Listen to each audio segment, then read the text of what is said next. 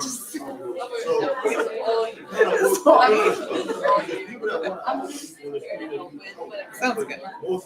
Sounds good. I usually like to be in front. Yeah, right. I teach. I don't usually have a mic with teaching. Yeah, because I can't see the screen from back here. That's okay. I'm sorry. She was like, don't move it. If I can, how far is this? Can't go like over here. I wonder if I could just even, this could probably move all together. I hate being behind the podium. There we go.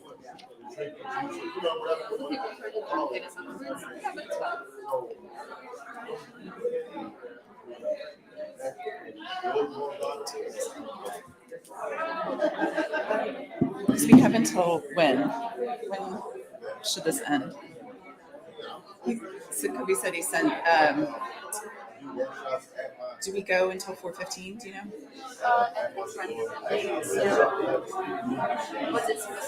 He said he sent an email or something that updated the schedule. Okay.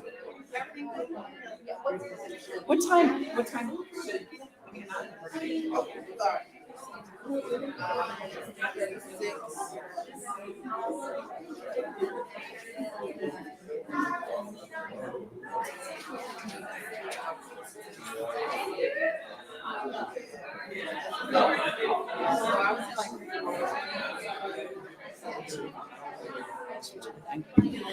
Hello, everyone. Oh, geez, that's loud. If you want to stay for this workshop, feel free. But we would like to get started. So if you want to stay for the workshop, have a seat.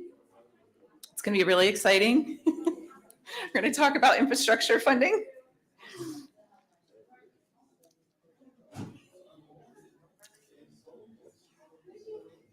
Thank you. And different from, I'm not going to stay on the mic, different from the other sessions, they assigned me a workshop, which I thought was very interesting. And I said, sure, I'm happy to do that. So I don't have a panel. And I was thinking, hopefully you all could be my panel. I'll flip it around. And you can share. I really appreciated the stories that people tell and the different reasons why they're here at the symposium. So I'll tell you a little bit about myself, and then I was hoping it would be small and we could just go around the room and you tell me about yourself. And then I'm going to give a brief overview of the Infrastructure Investment and Jobs Act. And I'm going to specifically focus on the clean water part because it's a big act. So they've been talking about the Inflation Reduction Act, which was the Build Back Better, I guess, kind of remodeled. But the Infrastructure Act was passed in the fall.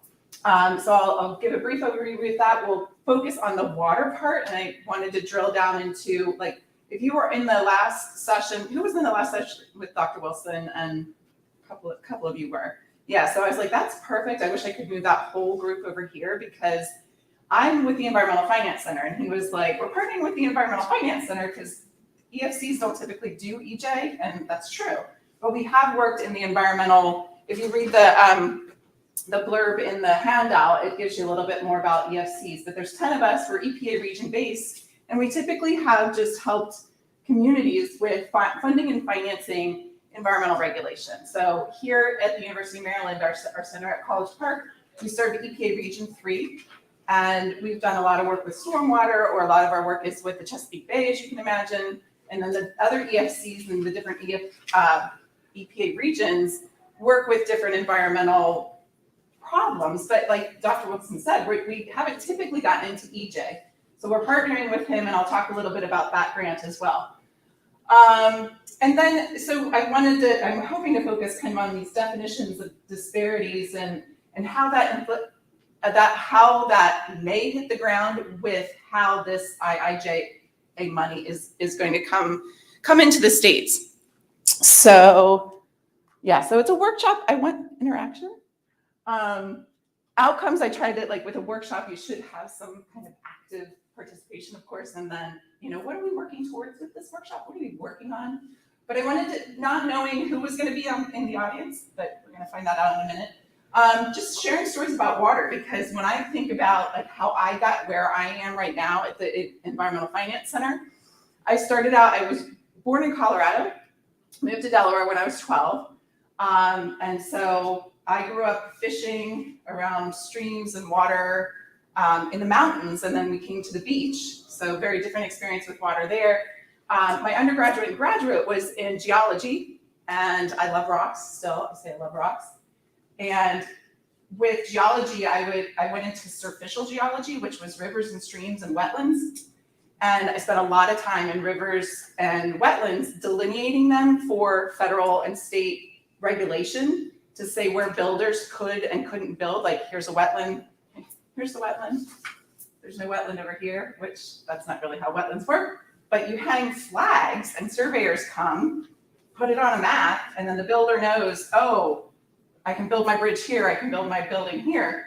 But that led me to say, this is strange. And I just really got this sense, boy, we're really messing up the environment a lot. Like, I just really got that feeling that all of the projects that were done, didn't have this consideration for holistic environment and people. So as I moved through getting my doctorate in environmental economics, that was really to try to say, economics is so different, and that there was mention again about we need to think about economics, and that's where I kind of moved to say, like, how do we make better decisions with what we do with money?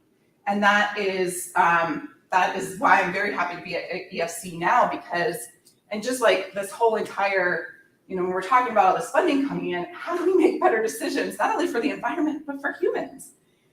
So that's where my focus is now with environmental economics, because you can have benefits of a project.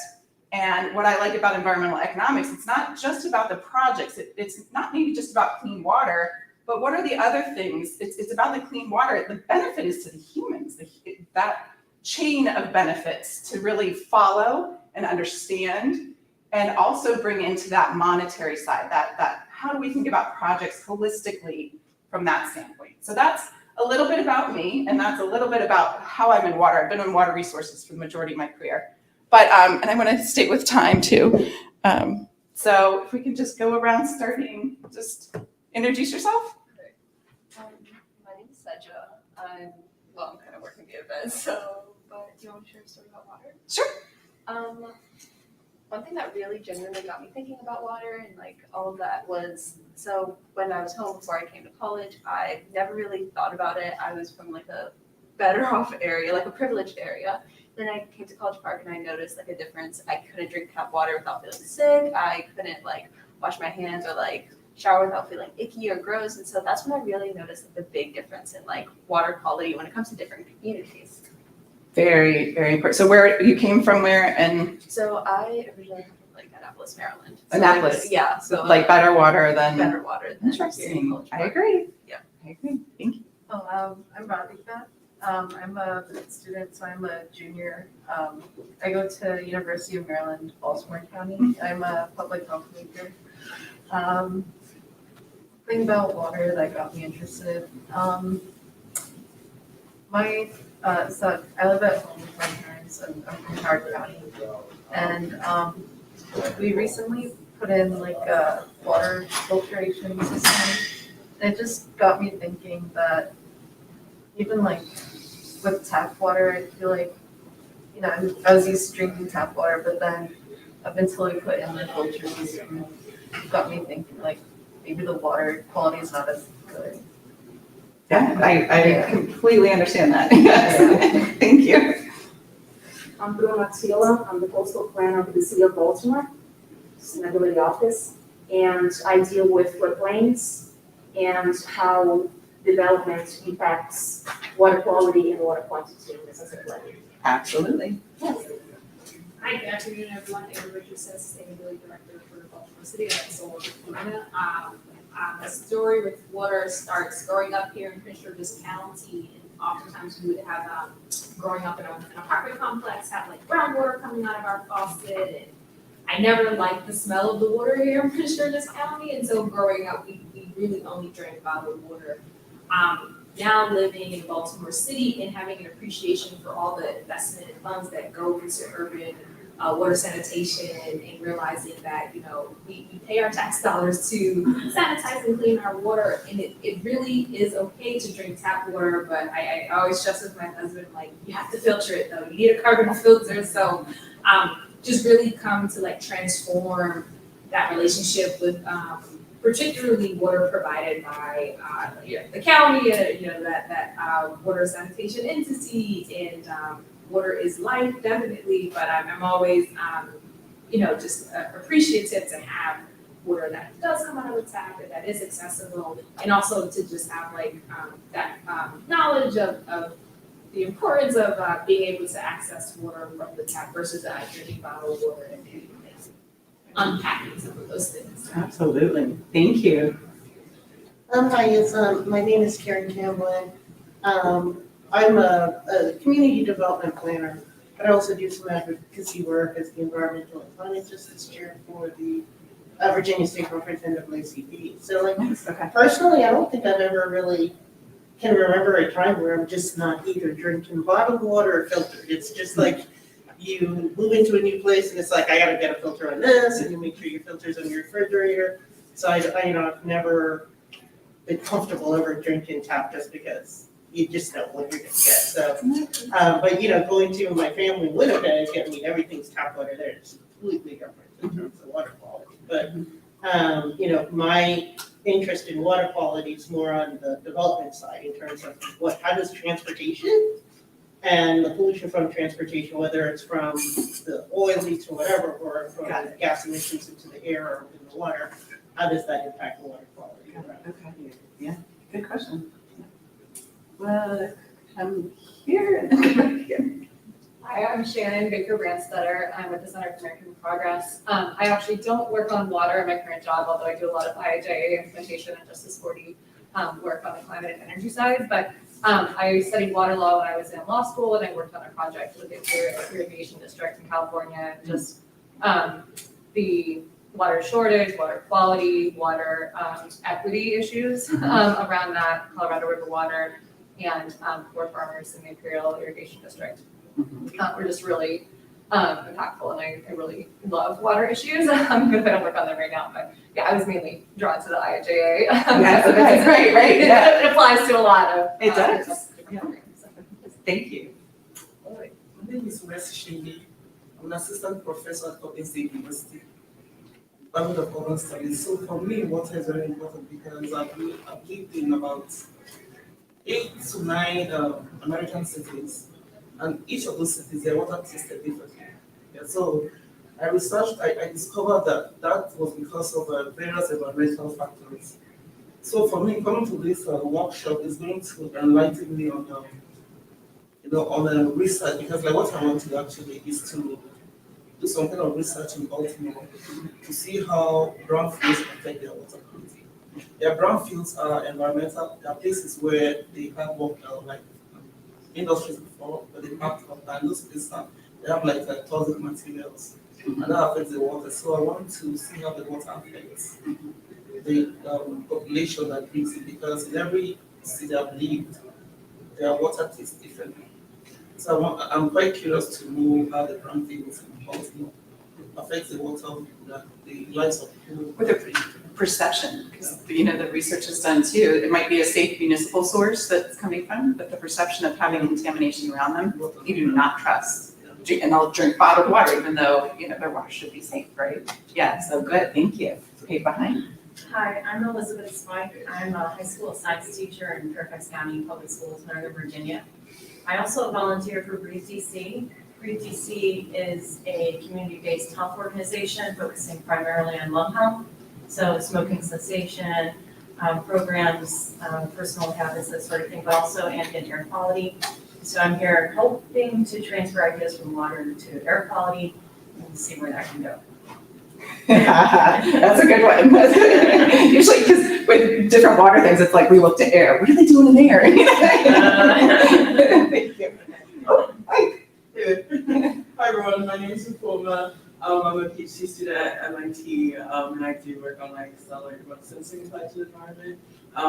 Pretty broad environmental interests, but I guess my connection to water is I use satellite data to study environmental hazards around prison landscapes, and a big one is water quality or exposure to like water during flood events. And so yeah, I'm mostly just here to listen and learn. Thank you. Hi all, my name's Claire. I do climate resilience planning for ICF. And what I'm really excited about today is learning the different ways that we can kind of measure the benefits of, like, measure the future benefits of water resilience, because my work is thinking about like, how can you plan for water issues that are only going to show up in 2050 or 2060? How can you plan infrastructure now, whether it's, like clear water showing up in your tap, or making sure that, you're not seeing flood water in the streets every time there's like a hurricane or a tropical storm. So I'm really interested in learning more from you all about how we can measure and economically validate like current investments to pay off way, way down the line according to like climate goals. So very excited. That's a big goal. It's a big question. We'll try to chip away a tiny bit. Claire. My name is Jonathan. I work with a firm called Climate Resilience Consulting. We do a lot of similar work as what I was saying. But we work with a lot of state, local governments, and communities across America on different issues. And one of the things that we're seeing is not just too much water in terms of flooding and how do you manage that, but also not enough water, how you manage drought conditions and water infrastructure around that as well. But really, with all the influx of federal money, all the communities want to know, how do we get that money and how do we apply that money? And what are the tools available that we need to use, and how can we use them together as well? Thank you. Yeah, I'm Matthew. I'm interested in energy and environmental policy, but I guess the kind of thing I'm interested, water moment was I live in Ellicott City, which was hit by 2 floods in the past few years. So I'm here to kind of learn about, water infrastructure in the sense of, natural disaster mitigation, how water, rain, runoff, all that can contribute to natural disasters. Oh, Ellicott City. Oh my gosh, two huge. If you're from Maryland, you've probably heard about Ellicott City twice, right? Because that river cuts right through your town. There's been development. Yeah, thank you. Hi, my name is Karen Russ. I am a faculty member at another university in Maryland campus, and I've recently completed my JD studying both environmental law and health policy. So one of the reasons I use this particular session is in my faculty role, I'm looking to write a grant to do outreach to a managed community. And in terms of water, it would be great if I could work with the families Eastern Shore, and the water quality of Chesapeake Bay, or locally the Ancaster. Great. Yes. Yeah, we should I realized I didn't have any business cards because I haven't been traveling because of COVID. We should have put some business cards. We should connect. Great. Yes, hi. My name is Kenneth Henry, and I am a social activist. One of my clients lives in a marginalized community in Louisiana, and they have been dealing with the legacies of racial discrimination, most specifically with their water infrastructure, and the fact that their water is often contaminated with the pesticides from the spraying of cane fields and hog farms and everything else. And my goal is to continue to get them organized and mobilized to do more outreach and community engagement to win the battle against all that they've dealt with for so many centuries. Thank you. And that kind of is a good segue into what the IIJ water infrastructure part is. So what are our goals? Important considerations. So like I said, we don't have much time, but hopefully we'll get to some of these and that you'll learn a little bit about, okay, we kind of went through that. Learn a little bit about like the gaps that exist that we have to bridge between where we are and where we want to go. I mean, this conference has been a lot about momentum gained in the last several decades. But there's still like to put this money where it needs to go. You've heard about Justice 40. I'll cover that very briefly, but to get this water where it needs to go, to get this money where it needs to go, especially for water, I'll cover a bit of gaps. And we have somebody here that because I don't have a panel, I was like, can you come sit in? So Larry is from Delaware, and hopefully you can speak a little bit about Delaware's process.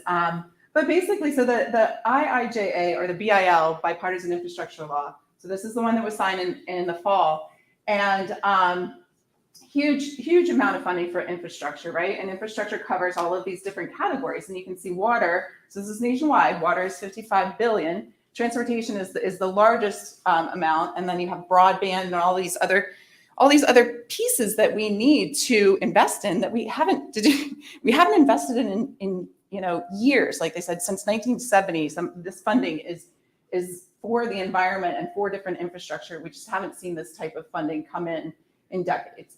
So this is a different graphic to look at where the water is compared to transportation. So when you hear this BIL or IIJA, it is infrastructure that we run on, in this country, right? Transportation, why? Why do we need to do this? Because we have severely underinvested in a lot of transportation. You can look every time I cross a bridge, I'm like, this bridge is going to stay up. We've been monitoring, things that we know that we need to fix. Transportation's one. Broadband. So during COVID, I continually heard that the disparities increased, and one reason was because there were a lot of rural communities, a lot of children didn't have access to broadband. And that's something living in an urban area I take for granted all the time. So this investment in broadband. And then you have this other sort of, they lump in this description, climate, energy, and environment. So obviously we know climate change is exacerbating a lot of problems. Power grid, Texas last winter, you can see that there's problems with power grid. That was a privatized power grid. So there's all different kinds of reasons that we need to do different and new things with our power grids, right? But the biggest one that we'll touch on a little bit more, something I didn't know, we shared our stories of water about taste, discoloration. Some of that does anybody know if they're on well water here? I'm not most of you probably are not on well water.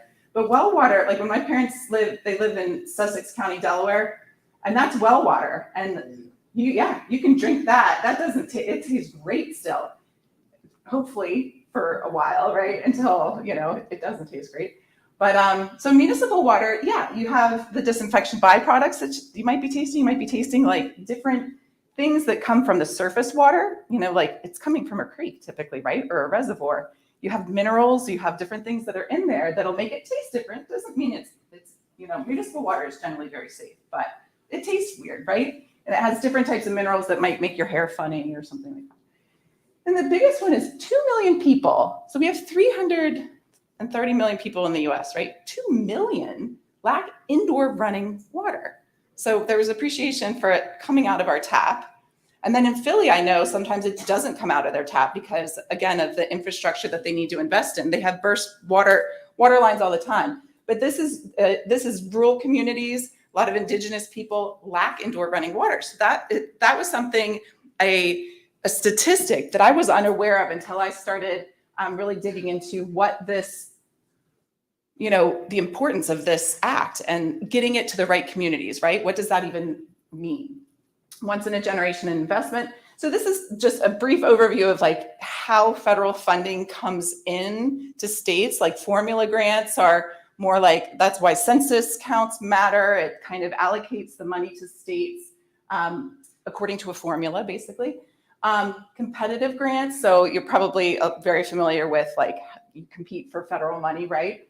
Or you compete for state money. It can come in as a loan or a tax credit, so it kind of can come in different ways to, say, a municipal government or a utility where they get a loan, which we'll talk a little bit more about, or technical assistance. So that's a big piece of this, that there's a recognition that smaller communities, rural communities, they really need assistance. It's sort of like they need capacity versus, they also need that money to put, a system in the ground or upgrade their water systems, but they also need to kind of start with that technical assistance piece. So this is what the IIJA does provide.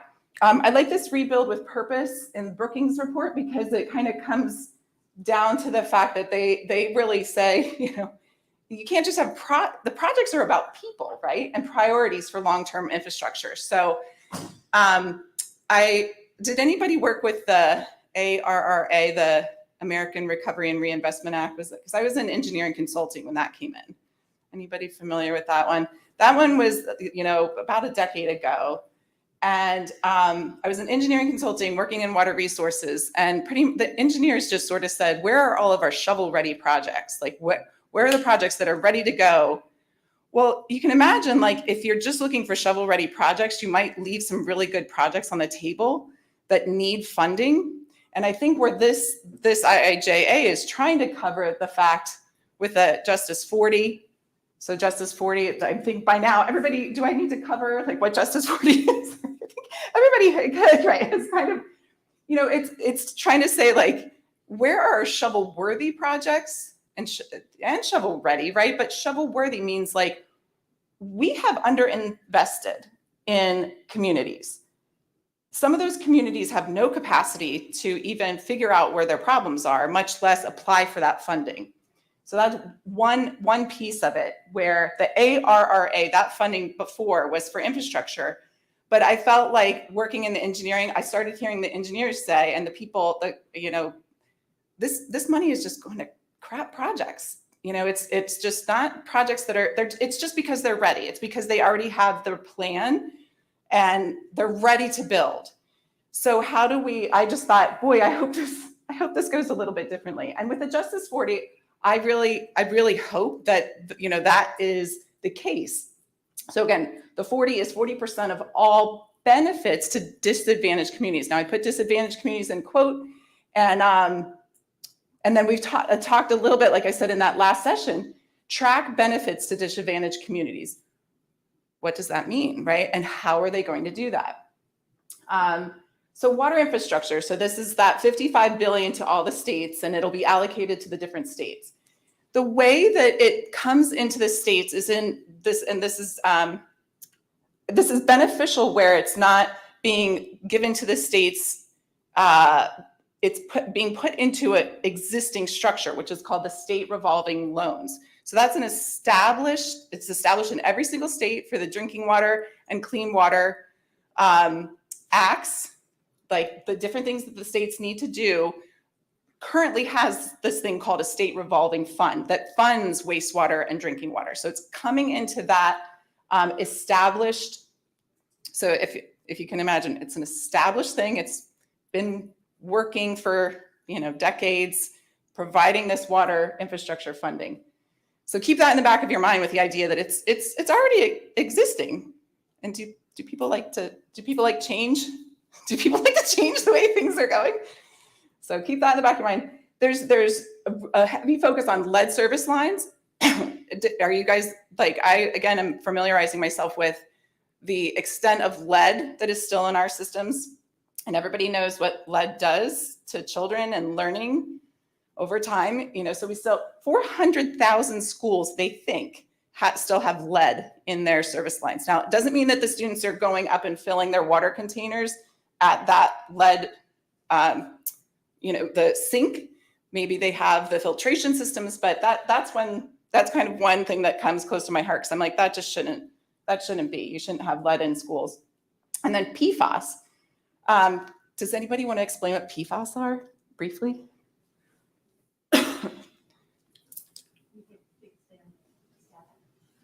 Perfluorinated chemicals that are considered forever chemicals.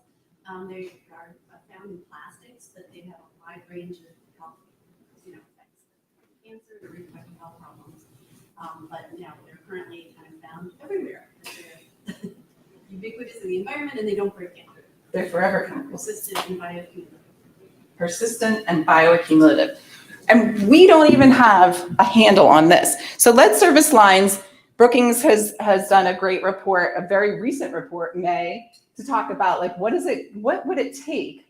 And as you can imagine, the IIJA isn't going to cover everything would take to replace all the lead service lines. But look at that range too, 6 to 10 million lead service lines. You know, it's sort of like, that's a pretty big range.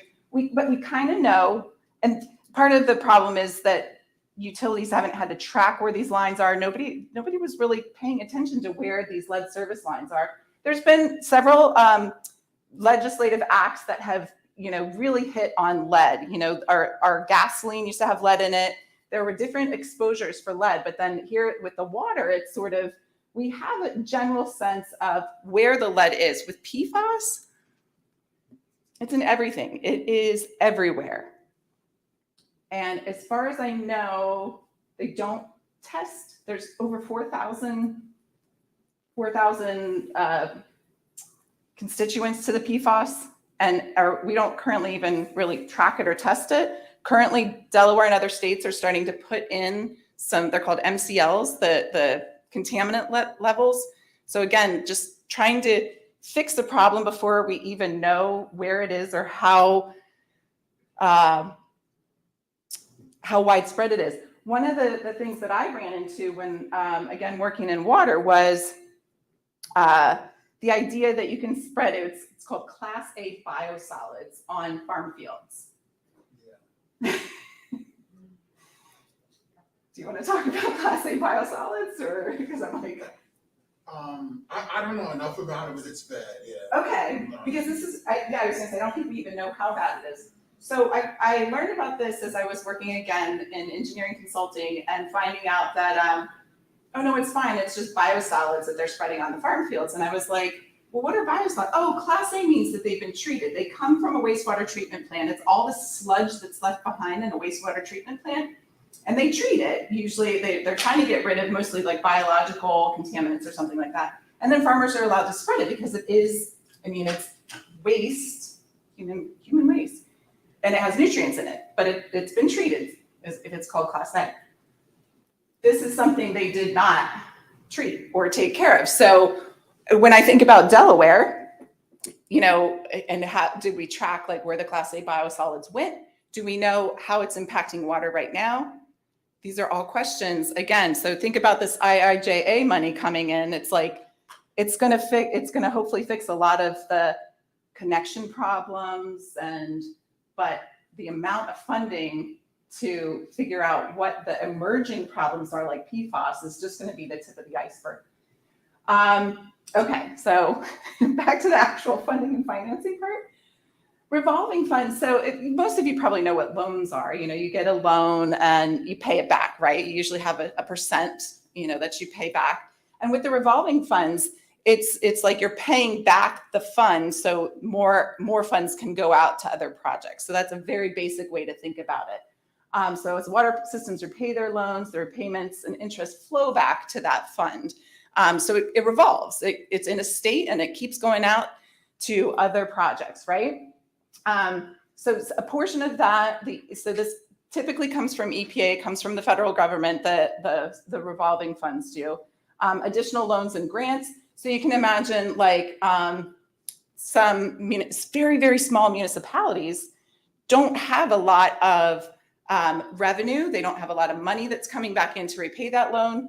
So sometimes the rates are dependent upon state set criteria. So they might get a grant instead of a loan, or they might have a different type of interest rate over time to help them repay that loan. And again, this is for a clean water, like water, wastewater treatment, drinking water, the things they need to do to have clean water. So that's typically wastewater or drinking water. So you can see the kind of things that you can do with it.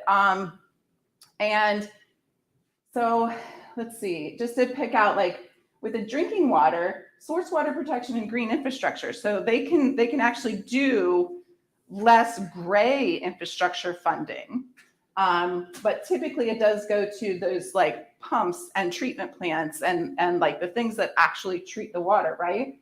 And then if you look at the clean water, you have stormwater and agricultural BMPs. So those are sort of outside of that like hard gray infrastructure. You do have leeway to do other things if you know, like I'm sure all of you know, like the water cycle. You know, if we treat water holistically, if we think about the water cycle, you want to protect source water a lot of times. And you do that by doing stuff on land versus having that gray infrastructure funding.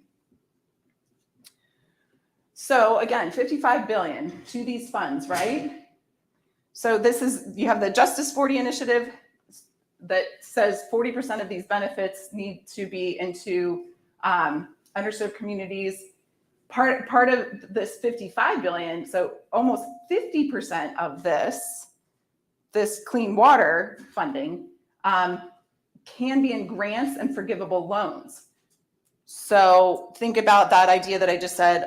Sometimes municipalities, tiny municipalities, unincorporated water systems do not have the financial capacity to repay that loan. Does it, like, if you think about repaying, like where your water comes from, like how is that paid for? Like how, do you guys, what kind of bills do you pay every month? If you think about it, like, yeah, I'm like, you pay, right? You have your water bill. That's typically, it's like different states do it different. Yeah, and you have this like, do you know how much your water bill is? I think $60 a month. $60 a month? I believe doesn't really cover the quality of water that I receive at my house. Right, okay. So $60, do you know how much you pay? It's every 2 months, so it's like $200 actually. Okay. Anybody else? You know, like, you don't really even pay attention to it, right? I think that's kind of the point. It's like, I don't know, I get water, I pay for it. Does anybody, they pay a stormwater utility fee? Mm-hmm. So there's a different, sometimes you pay for water, wastewater typically, and then some municipalities, like I'm in City of Newark, Delaware, we pay a stormwater fee now that takes care of our water needs, right?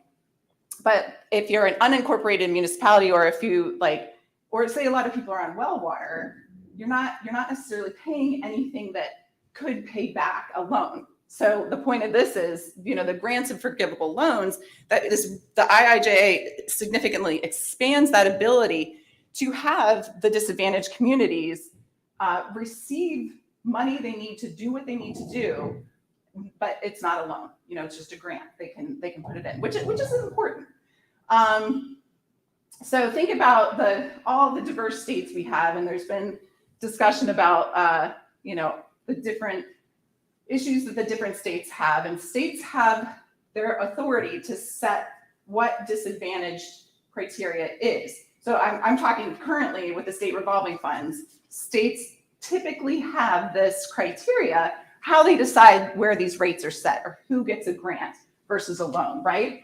And in general, there's intended use plans, and then there's this project priority list. So basically you have to get on this list. And this is an example of like the safe drinking water. So again, there's the drinking water and then there's the clean water. And the safe drinking water, yeah, they try to prioritize not only on this disadvantage criteria, but like, where's the greatest need? You know, are there drinking water violations for the Safe Drinking Water Act? So they try to also meet those legal requirements in their priority, how they prioritize the municipalities or utilities that are receiving this fund. So I keep underlining disadvantaged community. I keep saying like, okay, disadvantaged communities, that should help prioritize them.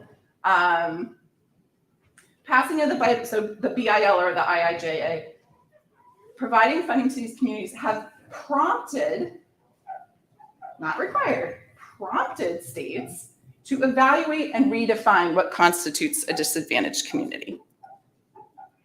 All right, if we had more time, we would have a little more dialogue. But I'll let you kind of think about this, because there's the Justice 40 criteria. Again, it's a prompting. Hey, you need to rethink about how you think about disadvantaged communities. I do want to know, and maybe this is where Larry can chime in, like disadvantaged communities. What does that even mean for SRFs? Like,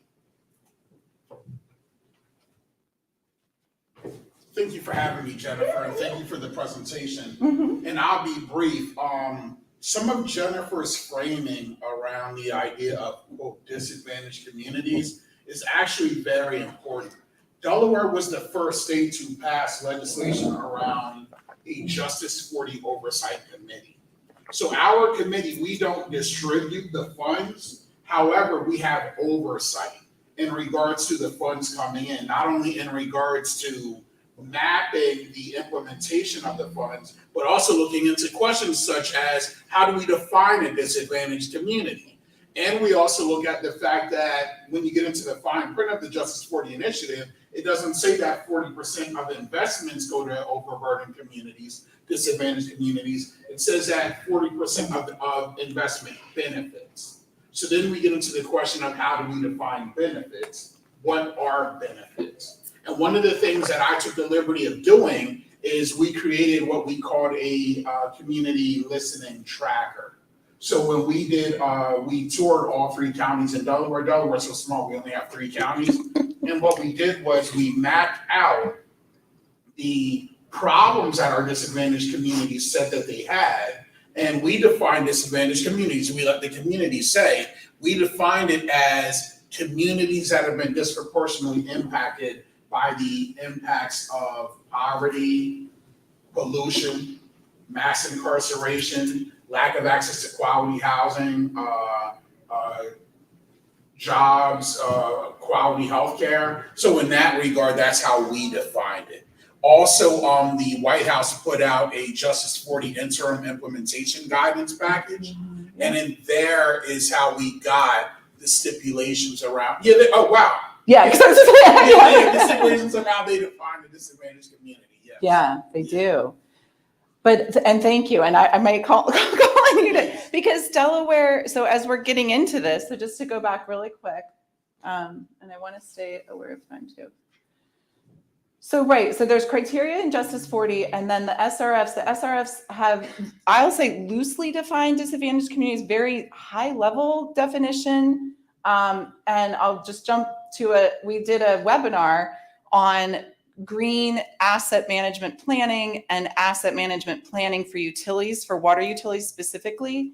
And we just polled them and said, hey, there's this new funding coming into the states.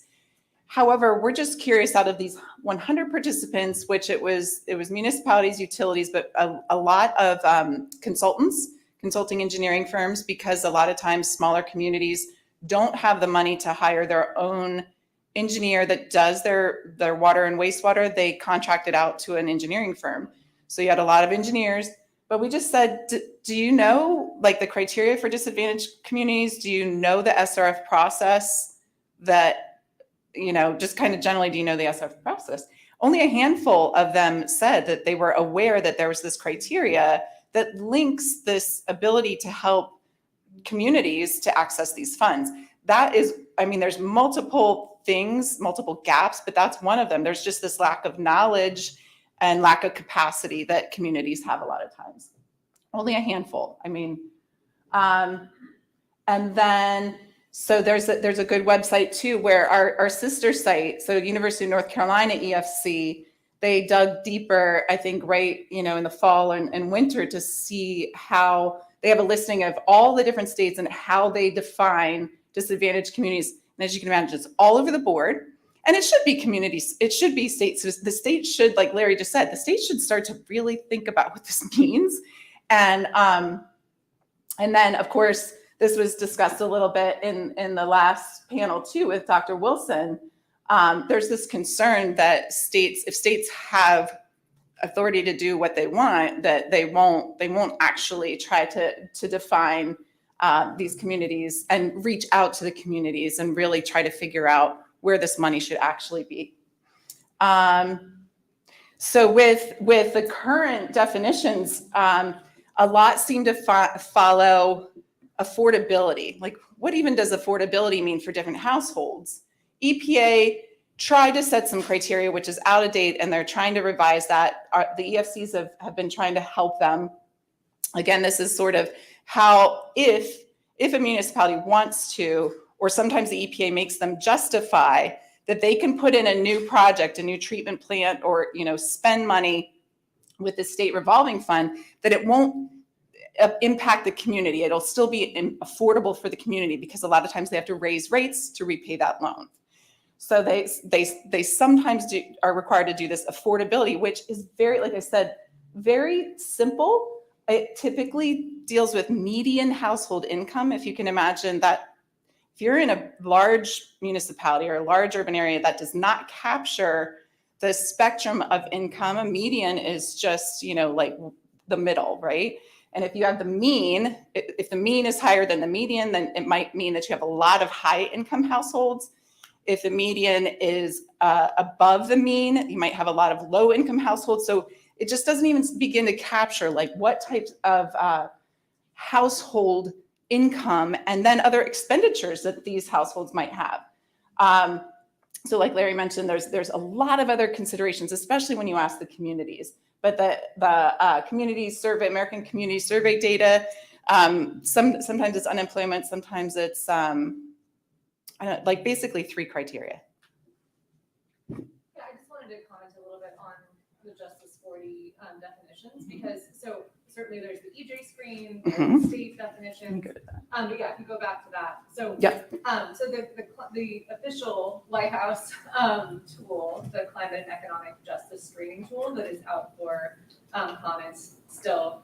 I mean, they do define it by, these criteria, and if you're above 90%, a certain percentage of criteria, and then it's by census tract. So, I mean, that is a helpful way if the state doesn't have its own criteria or if people don't know, and you can just enter in, your zip code or where you live, identify it. In terms of affordability, I mean, one way that they could, do that is targeting grants more at disadvantaged communities. So That's loans. Okay, yes, kind of like your contract, yes. So that's what I'm trying to. Yeah, for the purposes of White House tracking the scorecard they're developing, they will be using the CJUST, as it's called, that's in development that uses these. So the White House will? Yes.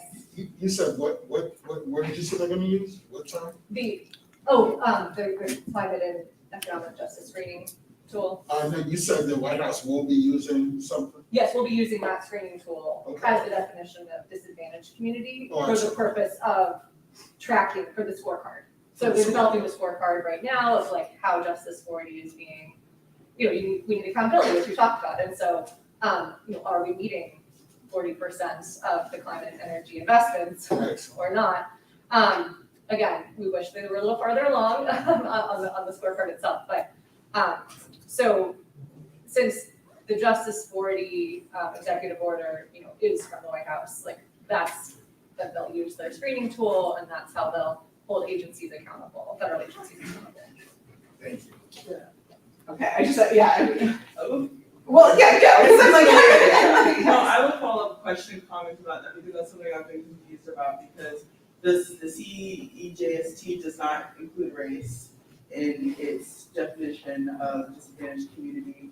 And so I think I'm just curious, what are the, obviously there's implications of that, right? And so especially from your perspective as a representative, I think, are states trying to include race or using the same classification as the federal government to be consistent?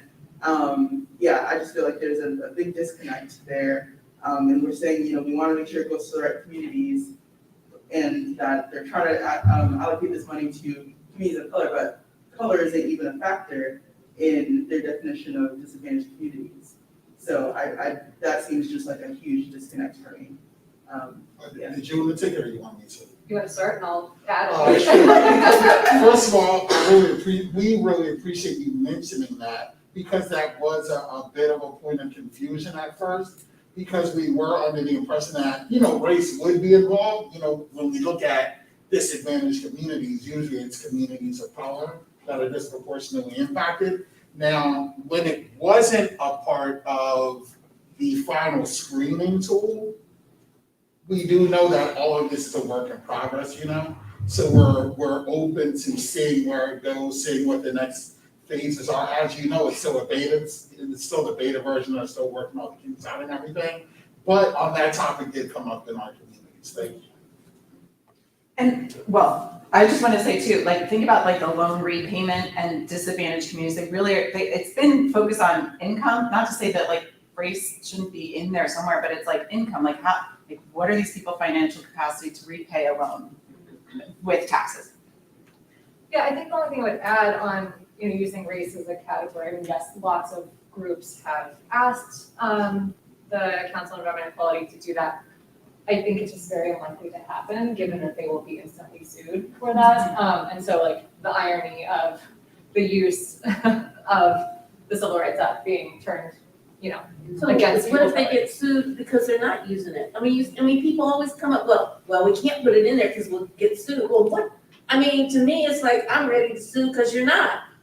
So, I mean, I don't understand why people have to hold on to the, well, we can't do it because we'll get sued. Yeah, well, I'm ready to sue because you're not. So I don't, And research shows that race factors into EJ communities. That's like the determining factor a lot of times, right? No, like you said, that's always, the go around, well, let's go around it, like, let's face the fact. I mean, our country is this, it's about making African Americans be the bottom of the pole for everything because of slavery. So why don't we just admit it and always understand if we're trying to make a difference to put, that aspect in it. I'm ready to sue because you're not doing it.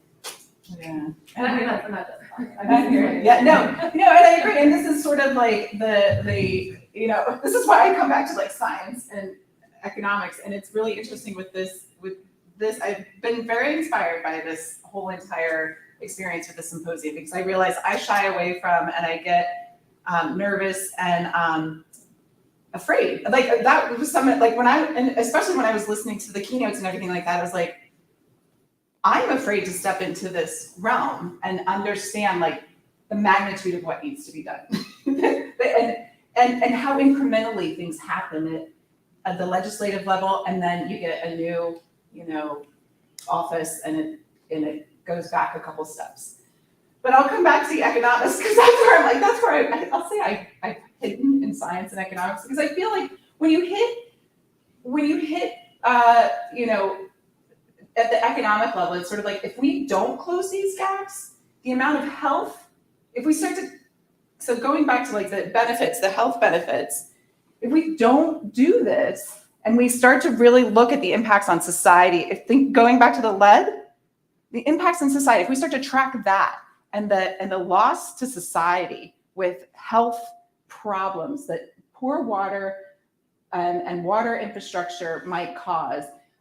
So the value of water, economic benefits of investing in water infrastructure, when we start to quantify not investing or not making sure that the most impacted communities have this funding, it's a burden to society. And like that's sometimes where you can sue, sure, but then there's also this like hitting them with the idea that it actually is more costly over time to not invest.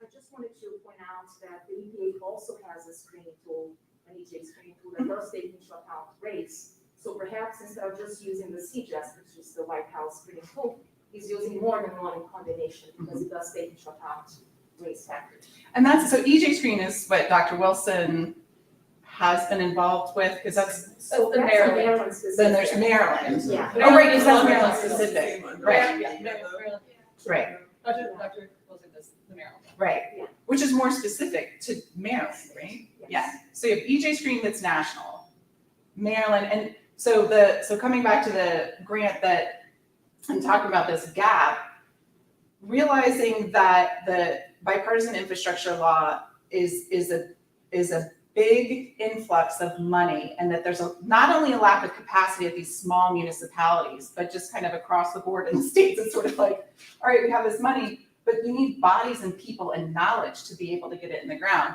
So the EPA has put out an RFA that the EFC's responded to, and we've built a team with Dr. Wilson on our team to say that EPA realizes we need this like intermediary that has the ability to identify the communities, not only identify, but help them identify, because if Dr. Wilson, it'll be community-based, like asking the community, what infrastructure needs do you have? And then another part of our team is to get them to the SRF table, that state revolving fund table.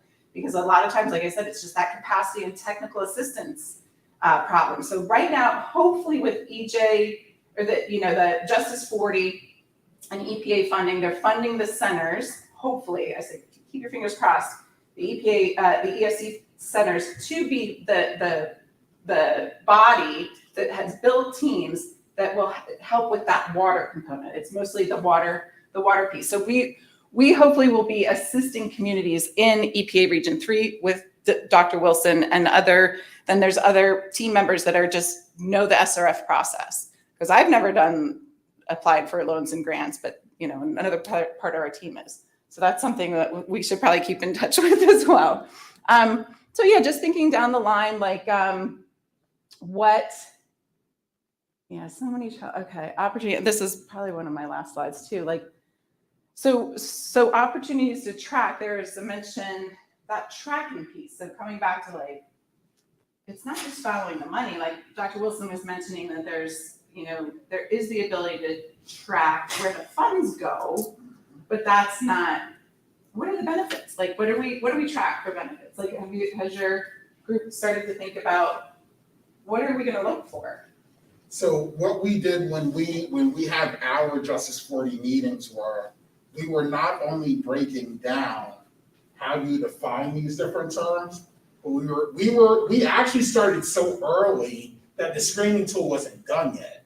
So we were even having like tech meetings in regards to what would it look like for Delaware to flesh out our screening tool, which would include social determinants of health with our Department of Health and everything. Yeah. Because they have a pretty good tool called, I think it's called My Communities Maps.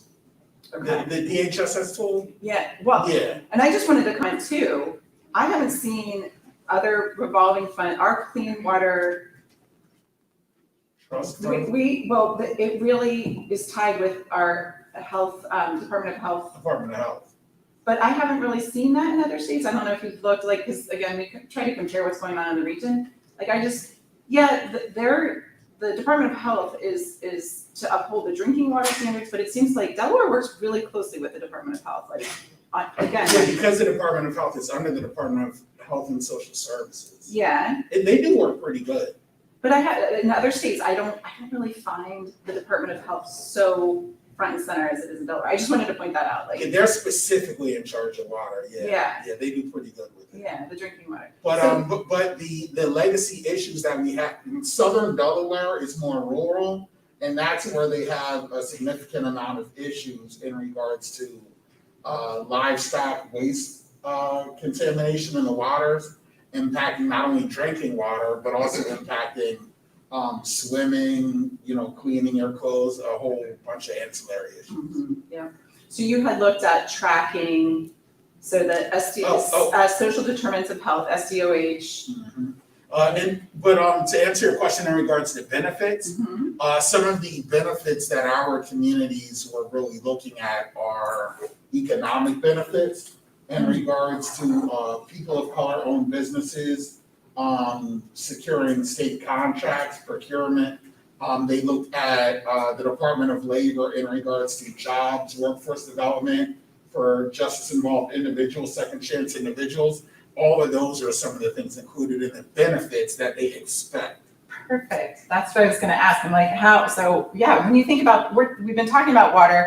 Oh, you could be like, benefit is I won't drink tap water. I'll drink my tap water. No, like it's not. It's so interesting to think about. It's not necessarily going to be about how many connections or again where the money flowed. Like, how do you expand your idea of what benefits of investments are for a community?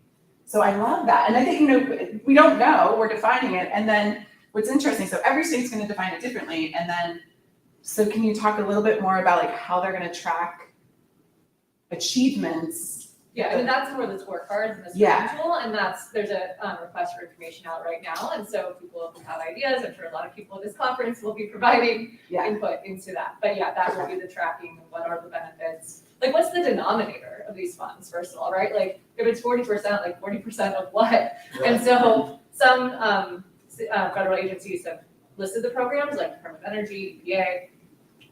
They're still waiting for other agencies to have the programs like made public of which programs are going to count toward Justice 40. Because it's not all of government spending, it's climate and energy, and it's like 6 different categories that the White House laid out. So how much of a program falls into those categories kind of determines the 40%. I've heard like 400 different, something like 400. So that's a lot to track. And maybe like the buckets that I had in the one slide.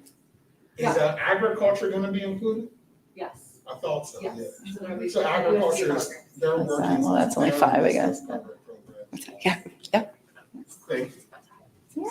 That's okay. I mean, I hope you learned something.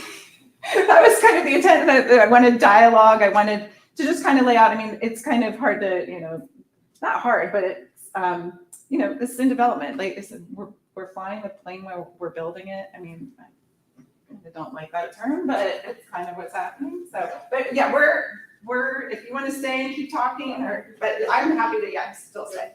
So thanks for the presentation. So like, how can this help faculty members? Like for a faculty and you want to do research in the community, how can we come in? I know, I was gonna say, is it Karen? Yeah, so I was gonna say, we need to connect because I think there's a lot of different opportunities, and one in particular with Dr. Wilson, we're hoping, so he has Maryland EJ screen, and he wants to figure out how to put water indicators or water metrics in there, because it's currently not, and then potentially building out like the EJ screen for other states. So that's like, I'm just mentioning one thing that his center has thought of.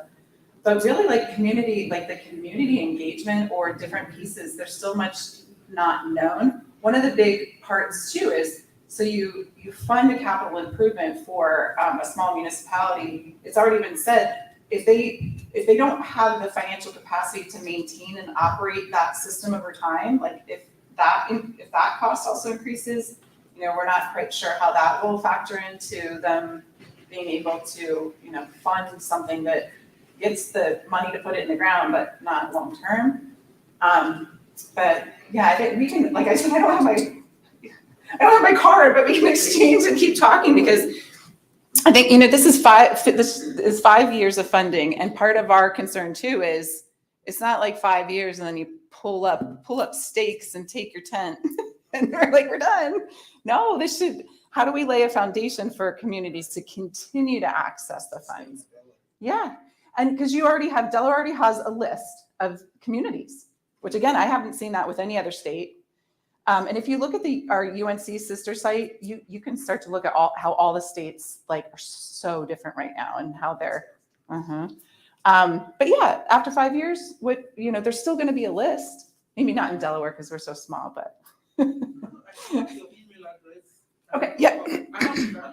Did you get it? Okay, because I'm like, that's at the end. But thank you, everybody. I think we're headed to one more. Yeah, see, those were all my Delaware slides. But since I had you here, Larry, I didn't go. I'm glad because I didn't. I'm just getting into that with how Delaware is doing. Thank you, everybody. Thanks so much. Thank you. I'm just tired. We'll get food. Yeah, because it's just like closing is about to happen. Yeah.